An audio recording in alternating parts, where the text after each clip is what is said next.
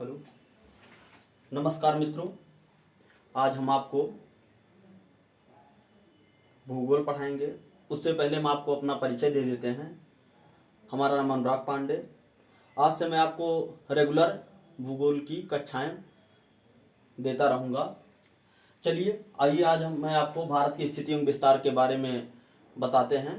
पहले ही मैं लिख चुका हूँ कि भारत की स्थिति एवं विस्तार के बारे में बात करेंगे, जिसमें ये जानना हमको बहुत ज़रूरी है कि भारत की स्थिति एवं विस्तार के बारे में तो मैं बात करूंगा ही, उससे पहले हमें अक्षांश देशांतर का भी ज्ञान होना चाहिए कि किस अक्षांश में भारत स्थिति है या विश्व में कहाँ पे उसका स्थान है।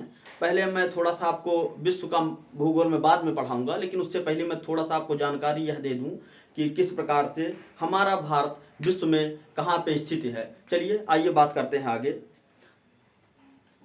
सबसे पहले हम विश्व के अगर मानचित्र पे देखें तो पृथ्वी का हम आकार बनाते हैं, बीच में थोड़ा ले लेते हैं क्योंकि किनारे आपको क्लियर नहीं हो पाएगा। चलिए, थोड़ा बहुत वृत्त में कुछ कमी हो तो।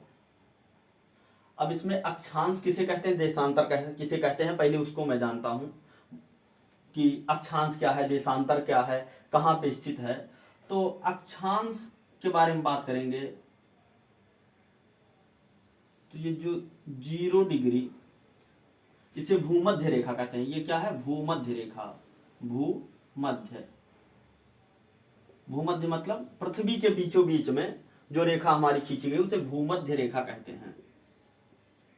ठीक। अब ये 23.5 अंश, 23.5 अंश नॉर्थ में और 23.5 अंश साउथ में, ये आपका नॉर्थ हो गया। उससे पहले मैं दिशा आपको बता दूं, नॉर्थ साउथ में यहाँ लिख दे रहा हूं, लेकिन उससे पहले मैं थोड़ा सा आपको दिशा परिचय करा दूं कि मैप में दिशा कौन सा क्या होता है। ठीक है, तो ये जान के रहिए, ये हमारा मैप में ईस्ट होता है, ये वेस्ट होता है, ये नॉर्थ होता है, इधर साउथ होता है। हिंदी में आपको बता दूं, कुछ हमारे हिंदी वाले स्टूडेंट भी हैं, मैं हिंदी में बता दूं। ये पूरब है, ये पश्चिम हमारा है, ये उत्तर दिशा है, ये दक्षिण दिशा है। ठीक, अब आप इस बात से परिचित हो गए कि ये कौन सा पूरब है, कौन सा पश्चिम। अब ये देखिए, 0 अक्षांश के जो ऊपर स्थित है उसको नॉर्थ कहेंगे, मतलब उत्तर 23.5 अंश। और ये 23.5 अंश दक्षिण जो रेखा है उसे हम मकर रेखा, ये कर्क रेखा हमारा है, कर्क रेखा, और ये मकर रेखा।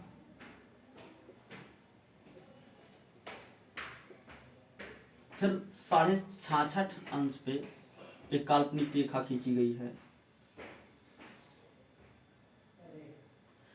66.5 अंश उत्तर दिशा में जो है, और ये 66.5 अंश दक्षिण दिशा में है। इसे आर्कटिक वृत्त कहते हैं।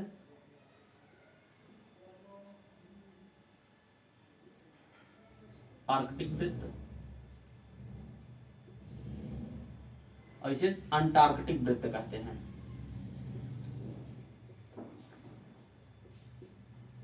अंटार्कटिक वृत्त, यहां हमारा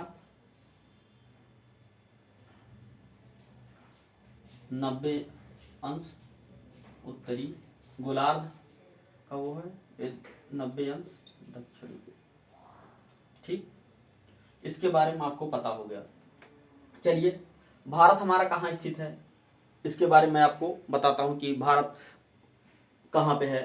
ये देख लीजिए, पहले एक बार आपको समझा देता हूं कि कौन सा रेखा कहाँ पे स्थित है। ये 66.5 अंश, पहले आपको भूमध्य रेखा बताता हूँ। भूमध्य रेखा है, ये 0 डिग्री भूमध्य रेखा या विषुवत रेखा इसे कहते हैं, विषुवत वृत्त भी कहते हैं। तो इस 0 डिग्री पे है, इसे भूमध्य रेखा। 23.5 अंश नॉर्थ में है, इसको कर्क रेखा कहते हैं। 23.5 अंश ये साउथ में है, इसे मकर रेखा कहते हैं। आर्कटिक वृत्त 66.66 अंश उत्तर में, अंटार्कटिक वृत्त 66.66 अंश दक्षिण में। चलिए आइए आप।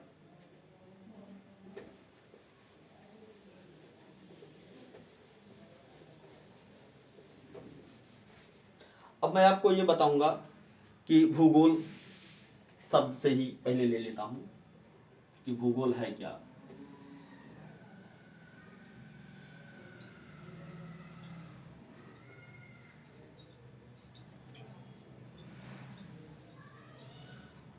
जियोग्राफी, जियो को अलग कर लेंगे, ग्राफी को अलग।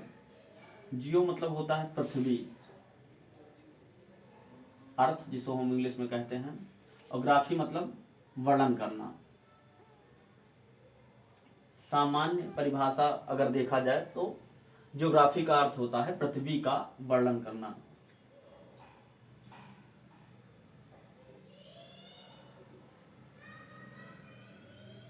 दोनों शब्द को मिला देंगे तो इसका अर्थ हो जाएगा पृथ्वी का वर्णन करना, मतलब पृथ्वी की जाए।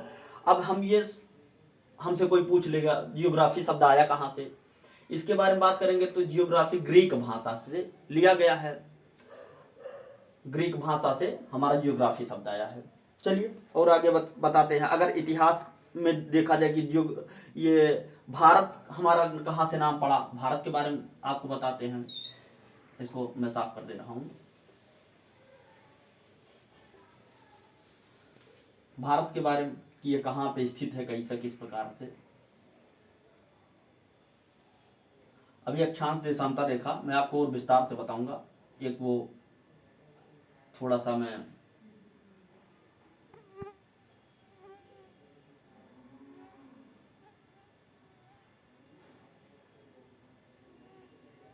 अक्षांश रेखाएं हो गई, देशांतर रेखा, अक्षांश रेखा। अब इसमें हम गोलार्ध पहले जानेंगे, कौन सा, पूर्वी गोलार्ध, पश्चिमी गोलार्ध, उत्तरी गोलार्ध, दक्षिणी। तो आप पहले ही बता दिया कौन सा दिशा पूरब है, कौन पश्चिम है, कौन उत्तर है, कौन दक्षिण है। जिस प्रकार हम एक वृत्त बना देते हैं, इसमें वृत्त में मैं देखिए भाई थोड़ा इधर उधर हो रहा है वृत्त, इसमें मध्य से काट दें, ये हो गया गोलार्ध। उसी रूप में हम पढ़ेंगे इसमें, ये हो गया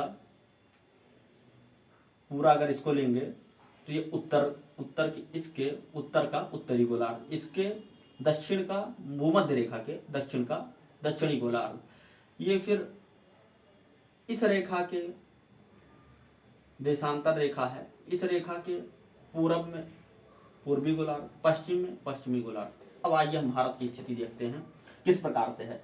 तो हमारा भारत ये मान लीजिए भूमध्य रेखा है, ठीक, ये भूमध्य रेखा है। हमारा भारत यहाँ पे स्थित है, लगभग में लोकेशन यही रहेगा, देख लीजिएगा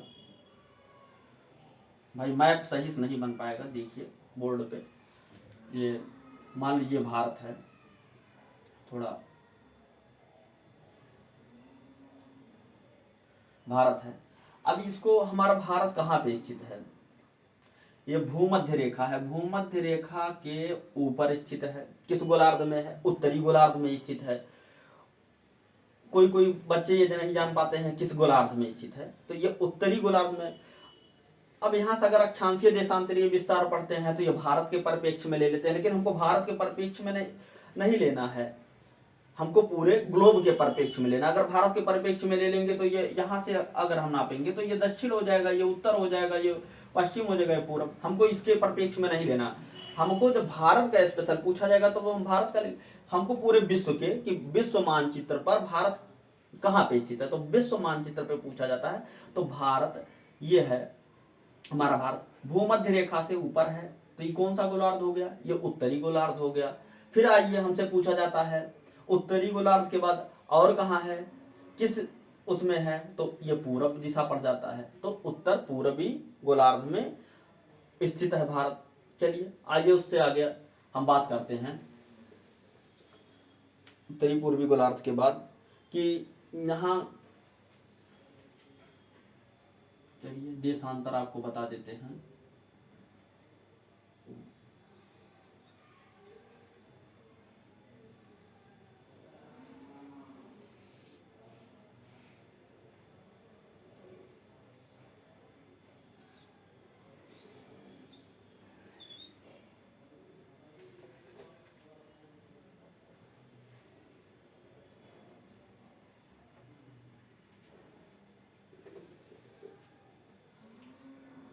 मैं भाई सही से नहीं बन पा रहा है।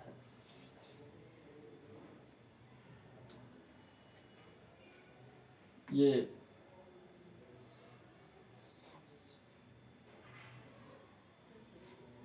उत्तर, ये पूरब दिशा हो गया, पश्चिम, उत्तर, दक्षिण। लेकिन अब ये आपको बताया है ग्लोब में कि ये हमको क्या गिनना है कि ये उत्तर है और ये पूरब दिशा में स्थित है। और चलिए क्लास लंबा हो रहा है, मैं और आगे की क्लास बाद में आपको कल बताऊंगा कि कहाँ किस देशांतर पे ये है, किस उस पे कहाँ से इसकी दूरी 8 अंश 4 मिनट से 37 अंश 6 मिनट तक है। इसके बारे में कल आपसे चर्चा करूंगा। चलिए ठीक है, धन्यवाद।